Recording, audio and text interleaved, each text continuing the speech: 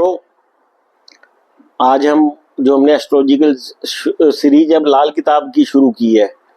तो मैंने देखा है कि नॉर्दर्न इंडिया में लाल किताब का काफ़ी रिवाज है और लोग लाल किताब में काफ़ी इंटरेस्ट रखते हैं। तो इसलिए अब हमने लाल किताब की सीरीज शुरू की है। पहले तो लाल किताब के प्लैनेट्स के बारे में बताएंगे, फिर कम्बिनेशंस के बारे में बताएंगे, फिर बेसिक जो है उनके एस्पेक्ट्स, टक्कर, ये सभी के सभी चीज़ें धीरे धीरे आपको ना लाल किताब की सारी चीज़ें एक्सप्लेन की जाएंगी। जितनी मुझे आती है वो सारा आपको बता देंगे। जितनी भी है 10% है, 20% है, 25% है, क्योंकि इससे ज़्यादा तो किसी को आती भी नहीं है नॉर्मल आदमी को पढ़ के।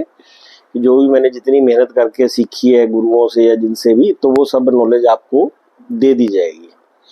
तो इसलिए, और ये तुम्हें सीरीज पसंद भी आएगी, मतलब इसके अंदर, क्योंकि इसके अंदर हम ना रिमेडी साथ में बता रहे हैं।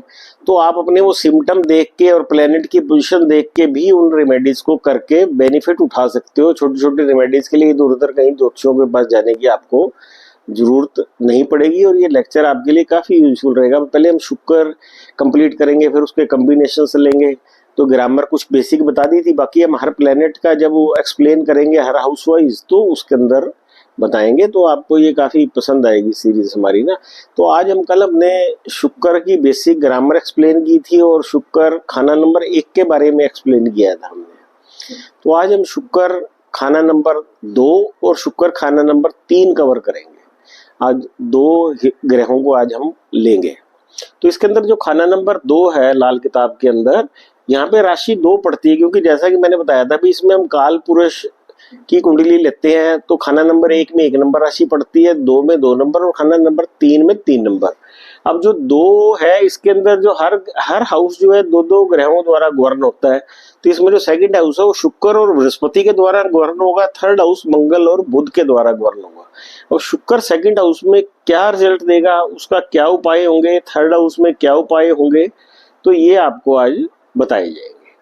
शुक्र 2 के अंदर तो बेसिकली जो उपाय है, सबसे पहले तो ये बात है कि अगर किसी का शुक्र 2 में हो तो उसके अंदर व्यक्ति को कोई स्पर्म से रिलेटेड प्रॉब्लम आ रही हो, लेडीज को जो लेडीज संबंधी समस्याएं, गायनोलॉजिकल प्रॉब्लम आ रही हो, तो इसके बारे में ये उपाय बताया हुआ है कि भाई अगर इससे संबंध, क्योंकि हम डायरेक्ट ही सिम्टम से भी इसकी दवाई ले सकते हैं। तो इसके अंदर क्या होता है कि हमें स्वर्ण भस्म मिली हुई दवाई लेनी है। अगर किसी व्यक्ति को स्पर्म से रिलेटेड प्रॉब्लम आ रही है या लेडीज को गैनोलॉजी से, तो आयुर्वेदिक अगर दवाई लेते हैं तो हमें सोने की भस्म से मिली दवाई लेनी है।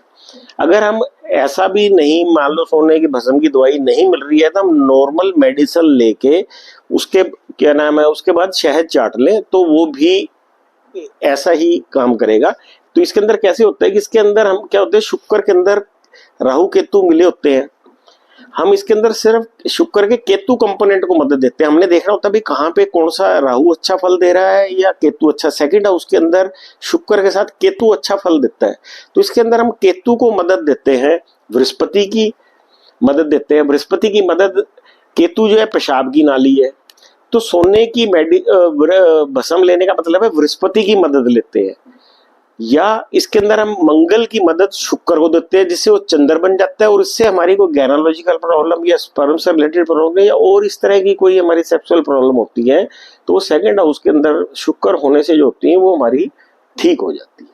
तो ये तो बेसिकली हमारी क्या नाम है उपाय है इसका, क्योंकि आप अपने सिम्टम देख के भी अपनी पत्री में आपको पता है शुक्र कहाँ बैठा है, तो आप ये देख सकते हैं।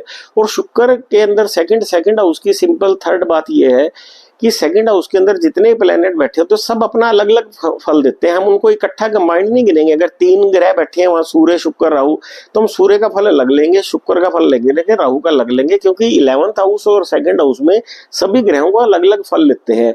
इसलिए सेकंड हाउस को हम मंदिर भी कहते हैं। हम कोई सी भी चीज का आपको उपाय कहते हैं कि जी अगर पत्री में कहीं चंद्रमा खराब है तो आप चंद्रमा की चीजें जैसे चावल, मिश्री मंदिर में दे दें। अगर आपका चंद्रमा कहीं नीच हो रहा है या बृहस्पति आपका 1 से 6 के अंदर है और केतु 7 से 12 में है, चंद्रमा आपका खराब हो गया है, तो इसको वहां पे आप दे दें। और किसी का सेकंड हाउस खाली पड़ा हो तो उसको, ताकि सेकंड हाउस जो अगर 10वें में हमारा कोई ग्रह पड़ा है और सेकंड हाउस में कोई प्लेनेट नहीं है, तो 10वें के ग्रह सोए माने जाते हैं, तो वहां पे कोई भी चीज मंदिर के अंदर हम हमारे इस तरह के बहुत उपाय निकलेंगे कि नंगे पैरी जाओ मंदिर के अंदर, सेकंड हाउस को एक्टिवेट करो, मंदिर जाओ, सब मंदिर के अंदर ये चीजें चढ़ाओ, कोई राहु की, मतलब जो भी प्लेनेट को हमने सेकंड हाउस के अंदर लेके जाना है हम उसकी चीजें मंदिर में चढ़ाते हैं। और वो नुकसान इसलिए नहीं करते हैं क्योंकि हम उसके अंदर किसी भी ग्रह का आपस में कॉम्बिनेशन नहीं बनता है, सब ग्रह वहां अलग अलग ही गिने जाते हैं। इसलिए हम कोई भी चीज मंदिर के अंदर किसी उपाय के लिए देते हैं तो वो बहुत अच्छा रहता है। अब हम सेकंड शुक्र के बारे में बात करेंगे कि अगर सेकंड में शुक्र है तो व्यक्ति अगर शुक्र की चीजों का व्यापार करेगा तो सोना ही सोना, मतलब पैसा ही पैसा कमाएगा, मिट्टी भी सोना बन जाएगी। और शुक्र सेकंड हाउस में है और जुपिटर से रिलेटेड उपाय करे, मतलब काम करे, मतलब कोई एजुकेशन का या इस तरह का कोई काम करेगा तो वो व्यक्ति को बर्बाद कर देगा, सब कुछ पैसा भी मिट्टी हो जाएगा उसके अंदर। फिर जो सेकंड हाउस है इसके अंदर क्या एक कंडीशन है कि गौमुखा मकान होना चाहिए। गौमुखा के मतलब ये है कि आगे से तंग और पीछे से ज्यादा, मतलब आगे जैसे 20 फुट है पीछे से 22 फुट हो गया तो इसको बोलेंगे गौमुखा मकान। अगर व्यक्ति गौमुखा मकान में रहता है तो मतलब शेरमुखी में रहेगा तो बर्बाद हो जाएगा और शुक्र खराब हो जाएगा। गौमुखी मकान में रहना है। अगर ससुराल भी है सेकंड हाउस, अगर ससुराल वाले भी क्या नाम उसका शेरमुखी मकान में रहते हैं कि जो आगे से बड़ा है पीछे से छोटा है तो बर्बाद, ससुराल वाले भी सब बर्बाद हो जाएंगे, उनके पैसा औलाद व्यापार सब बर्बाद हो जाएगा। तो इसलिए अच्छा ये है कि गौमुखी मकान में रहे या चौरस मकान के अंदर ही रहे, मतलब शेरमुखा मकान नहीं होना चाहिए। अगर हम इसको शुक्र को यहाँ पे ठीक रखते हैं तो उससे गुरु बुध केतु ये भी ठीक हो जाते हैं क्योंकि सेकंड हाउस का प्लेनेट 6 हाउस को देखता है। 6 हाउस जो है वो बुध और केतु के घर है कि शुक्र ठीक है तो उसको देखेगा तो वो बुध और केतु को भी ठीक कर देगा। इसमें क्या है कि शुक्र अगर सेकंड हाउस में हो तो शनि भी खराब नहीं होता, अगर खराब भी कहीं है तो वो अच्छा ही फल देगा। शुक्र 2 के होने से शनि अच्छा फल देता है। और इसके अंदर क्या है कि अगर मंगल बद भी होगा, अगर मंगल बद हो तो भी शुक्र खराब हो जाता है इसके अंदर। और 9th हाउस के अंदर अगर कोई बंदा प्लेनेट बैठा है तब भी शुक्र खराब हो जाता है क्योंकि सेकंड हाउस की टक्कर 9th हाउस को लगती है। क्योंकि हम ये लाल किताब के अंदर आगे पढ़ेंगे कि हर ग्रह अपने से 8वें को टक्कर मारता है, तो अगर वहां पे भी मंदा ग्रह पड़ा है तो ये शुक्र खराब हो जाएगा। शुक्र के समय जो है अगर बृहस्पति के कौन कौन से पक्के घर है 2, 5, 9, 11, अगर इनके अंदर राहु बैठा होगा तो राहु भी औरतों के चक्कर में व्यक्ति अपनी जिंदगी बर्बाद कर लेगा। तो उसको औरतों के चक्कर में नहीं पड़ना, यही उपाय है कि अगर शुक्र 2 में हो और राहु जो है 2, 5, 9, 11 में पड़ा हो तो व्यक्ति को ये मतलब एक तरह की जो गाइडेंस ही है ज्योतिषी की, तुम मतलब आपको पता है कि कौन सी चीज मुझे खराब करेगी। अगर आप ये, क्योंकि लाल किताब के उपाय है तो डिसिप्लिन लाइफ में मेंटेन करने के लिए बहुत, ये सिर्फ डिसिप्लिन के ऊपर ही है भी, अंडा मीट शराब कैसे आपको खराब कर रही है, आपका कैरेक्टर कैसे खराब कर रही है, सारी चीजों को आपने इसके अंदर ध्यान रखना है। इसके उपाय जनरली इस तरह के ही है। कहते एक तो शेरमुखी मकान हो और ग्रहण हो पत्री में, सूर्य राहु इकट्ठा हो या चंद्र राहु तो भी शुक्र खराब रिजल्ट देगा आपका। शुक्र 2 में और खाना 8 खाली हो तो भी शुक्र बैड रिजल्ट देगा। मतलब ये शुक्र बैड रिजल्ट की चीजें बता रहे हैं आपको सारी की सारी ना। शुक्र और राहु मिल रहे हो तो व्यक्ति का संबंध किसी भी ढंग से राहु शुक्र के साथ मिल रहा है, वो एस्पेक्ट्स के अंदर आपको बताया जाएगा तो आपको उसका व्यक्ति का नीच औरत के साथ संबंध होगा कि जो भी कोई ये कोई होते हैं जैसे कोई कागज बीन रही हैं औरतें या कुछ भी, जो भी आपके घर में नौकर है जो आपका, फिर ऐसी औरतों के साथ संबंध होगा, आपका ध्यान उन औरतों की तरफ जाएगा। अगर फिर उसके अंदर लिखा हुआ है कि ये शुक्र सेकंड हाउस में है, ये 6th हाउस है, ये 8th हाउस है और ये 12th हाउस है। इसके अंदर क्या है कि ये हाउस सेकंड हाउस इसको देखता है, ये इसको देखता है और ये इसको देखता है। अगर इन सभी में प्लेनेट है तो शुक्र माना जाता है जाग रहा है। इसके अंदर एक प्लेनेट है कि कोई भी ग्रह पे जहां से दृष्टि आ रही है वो ग्रह खाली नहीं होना चाहिए। जैसे चौथे घर में कोई प्लेनेट है तो 10वें में होना चाहिए, तभी वो जागता हुआ माना जाएगा। अगर खाली है तो वो सोया हुआ माना जाएगा प्लेनेट।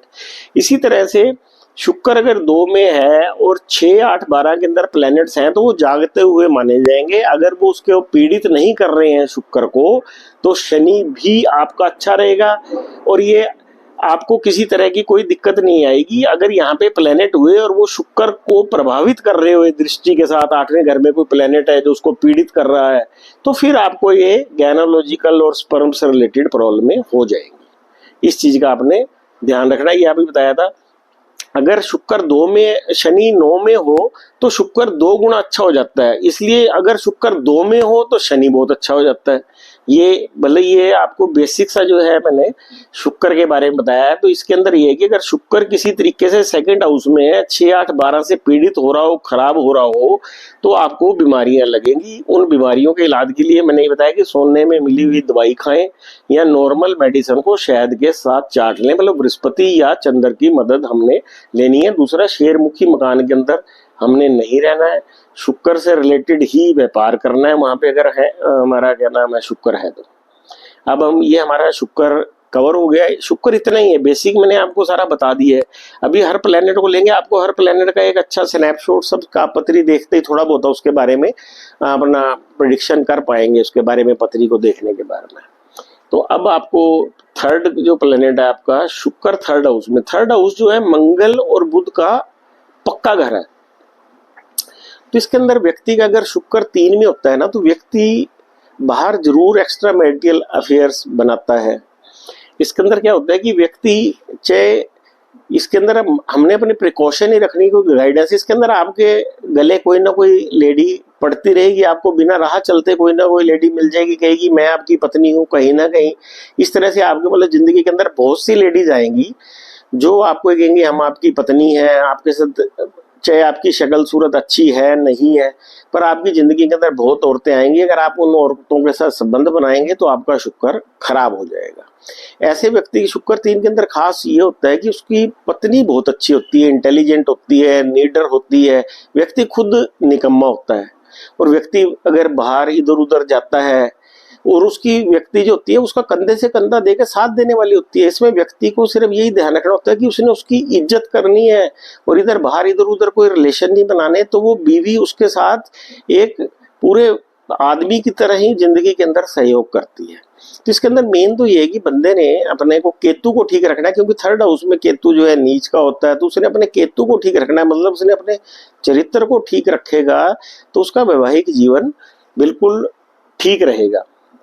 अगर केतु को ठीक रखेगा तो अगर तीसरा घर जो है धन दौलत की नुकसान का भी है, अगर वो तीसरे घर को केतु को करैक्टर को ठीक रखेगा तो धन की हानि, चोरी, नुकसान धन का नहीं होगा। तो इसके अंदर क्या होता है कि एक ऐसा एग्जाम्पल भी हमने देखा, भी एक कर्मकांडी पंडित था, बहुत बदसूरत था। वो कहता है मुझे पता ही नहीं चलता कि औरतें कैसे मेरे गले पड़ जाती हैं, अपने आप ही आती है मेरे साथ पास ना सभी की सभी औरतें। तो उसने अपना ध्यान नहीं रखा। फाइनली वो जो पंडित ही है, जो बहुत से आप सुनेंगे पंडित जो अंदर हो जाते हैं, तो वही होता है केतु का भी घर है, केतु का उसने ध्यान नहीं रखा। केतु जो है उसको फिर क्या नाम है कोर्ट कचहरी के केस के अंदर डाल देता है। तो इसलिए हमें अपने मतलब इसमें एक ही हमने, और केतु अगर खराब हो जाएगा तो जर जोरू जमीन के झगड़े भी होंगे हमारे, मतलब मैरिड लाइफ भी खराब होगी, जर जोरू जमीन के झगड़े भी होंगे। तो इसके अंदर दूसरा ये है कि जो सबसे इंपॉर्टेंट बात है कि अगर शुक्र 3 में हो, शुक्र जो है तीसरे घर से 9वें को देखता है और 11वें घर को देखता है। अगर 9वें घर में बृहस्पति पड़ा है तो ये ऐसी बीमारी देगा जिसका कोई इलाज नहीं होगा, क्योंकि जो तीसरा घर है और मंगल बुध का भी घर है, मंगल बुध का भी उसके अंदर असर शामिल है। तो ये सारे के सारे मिलके एक लाइलाज बीमारी बंदे को दे देंगे जिसका कोई इलाज नहीं होगा। और ये कब होगा? जब व्यक्ति शुक्र को खराब कर लेगा, बाहर इधर उधर संबंध बनाने की कोशिश करेगा। तो इसके अंदर ये ध्यान रखना है व्यक्ति ने कि उसने शुक्र को अपने खराब नहीं करना, नहीं तो लाइलाज बीमारी उसके शुक्र 3 वाले को जरूर लग जाती है। कहते बुध मंदा हो या 9-11 मंदे हो, क्योंकि तीसरा घर बुध का है, बुध के घर में शुक्र बैठा है। बुध मंदा होगा तो शुक्र भी मंदा होगा। 9-11 पे उसका एस्पेक्ट है, 9-11 मंदे होंगे तो भी शुक्र बर्बाद हो जाएगा। इसके अंदर अगला क्या इसका में इस तरह के ग्रामर है, परमुटेशन कॉम्बिनेशन है, आपने अपने नोट करके रखने हैं, क्योंकि इसमें तो हजारों कॉम्बिनेशन है हर ग्रह के लिए। सारे ग्रहों के आपने याद करने हैं, या पत्री देखते वक्त आपने सामने खोल के रख लेने हैं। ये सारा आपने ग्रामर से आपने याद कर लेना है, याद ना हो तो लिख के रख लेना है अपना शॉर्ट फॉर्म के अंदर। तो इसमें क्या होता है, मंगल दूसरे या 7वें में होते हैं, साथी ग्रह बन जाता है, तो ये शुक्र फिर अच्छा फल देता है। साथी ग्रह क्या है ये भी आगे आपको एक्सप्लेन करेंगे, क्योंकि सारी चीजें एकदम नहीं चल सकती। शुक्र 3 के समय चंद्रमा चाहे कितना ही नेगेटिव हो, शुक्र अच्छा ही रहेगा। क्योंकि शुक्र मंगल मिलके चंद्रमा बनाते हैं और पॉजिटिव चंद्रमा को हमने मेंटेन करके रखना है। वो मेंटेन कैसे रखना है, हमने अपने चरित्र को ठीक रख के करना है। तो मेन बात यह है कि शुक्र 3 के लिए हमने अपने आप को इधर उधर नहीं उलझाना है, बस बेसिकली यही इसका उपाय है। अगर किसी व्यक्ति का शुक्र 3 है तो उसने अपने आप को ठीक रखना है, लाइफ के अंदर डिसिप्लिन रखना है। और शुक्र को ठीक रखने के लिए बुध केतु ठीक रखें या शनि की मदद लें। खाना नंबर 3 में शुक्र हो तो ये लव मैरिज भी करा देता है। तो ये मैंने आज आपको शुक्र 2 और शुक्र 3 करें तो आपको काफी क्लियर हो गए होंगे, क्योंकि ये तो देखो लाल किताब में आप कहीं भी पढ़ेंगे, इससे ज्यादा कोई आपको नहीं समझा पाएगा। इसके लिए तो बहुत मेहनत की जरूरत है आपको, फिर भी मेन पॉइंट इनकी ग्रामर और ये मैंने आपको बता दिया, it will be quite helpful to you. तो इस तरह से जितना भी मेरे पास है वो सारा आपको दे दिया जाएगा, ताकि आप इसको, क्योंकि तो कई साल मेहनत करनी पड़ेगी आपको, तो जो लोग इसको सीख रहे हैं उनके लिए काफ़ी हेल्पफुल रहेगा। तो आई विश कि आप इसको अच्छे से पढ़ें और चैनल को सब्सक्राइब करें, ताकि आपके पास ये वीडियोस जाती रहे और आप इसका लाभ उठा सकें। Thank you very much.